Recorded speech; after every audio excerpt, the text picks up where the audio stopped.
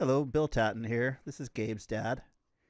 He came home today asking me why I taught him that the sons of God in Genesis 6 were angels because nobody at school believed him. So let me show you why I teach that.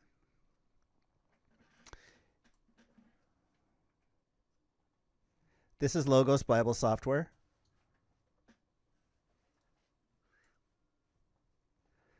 If I go to Genesis 6, I get to the passage that we're talking about.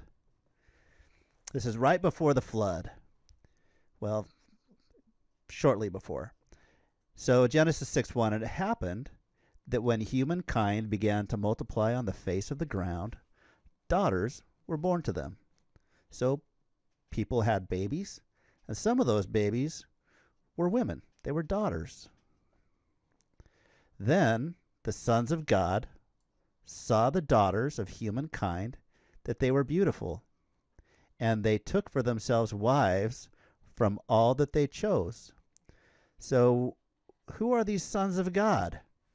Who are they? That's kind of the whole question. So verse 3, we run into this prophecy from Yahweh that men's days will be 120 years.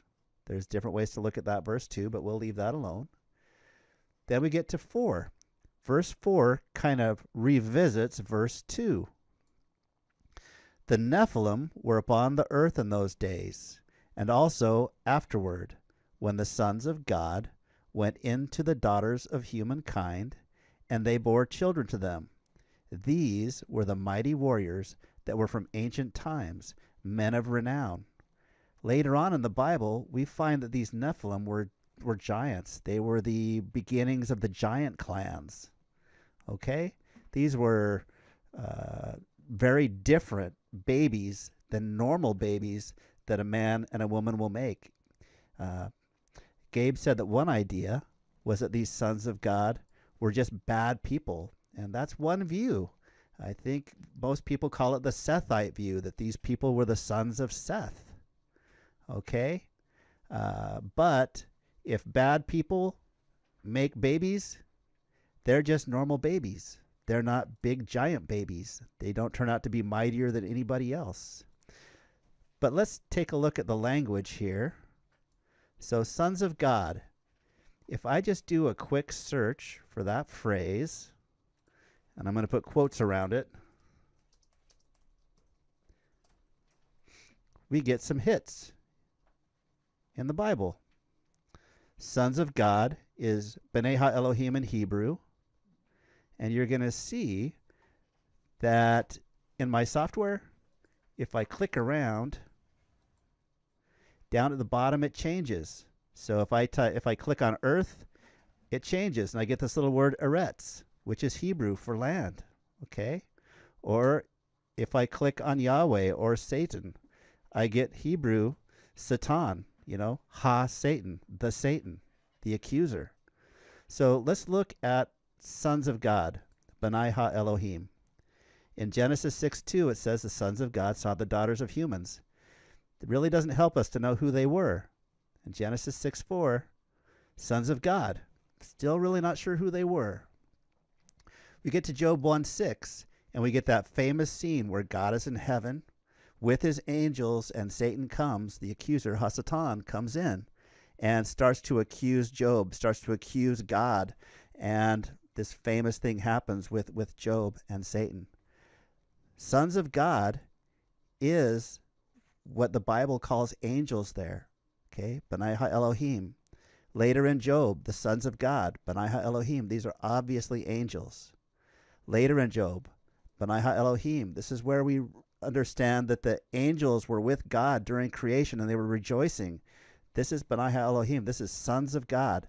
This is the same exact word as Genesis 6:2. Okay? Later on, Psalm 29:1, ascribe to Yahweh, O sons of God. This could be people, but it's kind of unclear. We're not sure how David used that term yet. However, when we get to Psalm 89:6, we see David use it a very interesting way. So let's go ahead and open up another tab. We'll go to Psalm 89:6. Whoops, sorry. And David speaks of these angels in a very distinct and meaningful way. Let me get rid of this search filter.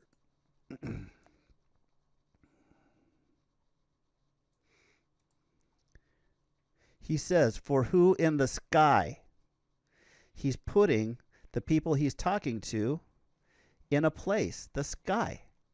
When David thought about God, he thought about him in the sky, in heaven. That's the way they understood it.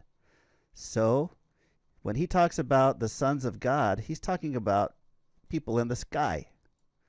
David understood sons of God, B'nai HaElohim, to mean angels. He also says that they are part of the council of the holy ones, above all surrounding him. Okay, these are angels. These aren't people. All right? Every time in the Old Testament that we get a clear indication of who the sons of God, the B'nai HaElohim, are, it's the angels. There's some that aren't vague. So I choose to use the best evidence to find out who these people are. Now, it's not a total slam dunk, because sometimes the children of Israel are called the sons of the Most High. Okay? But most of the time, sons of God is referring to angels. All right? So that's my view. You can have your own if you choose, but that is why Gabe came to school with that view. All right.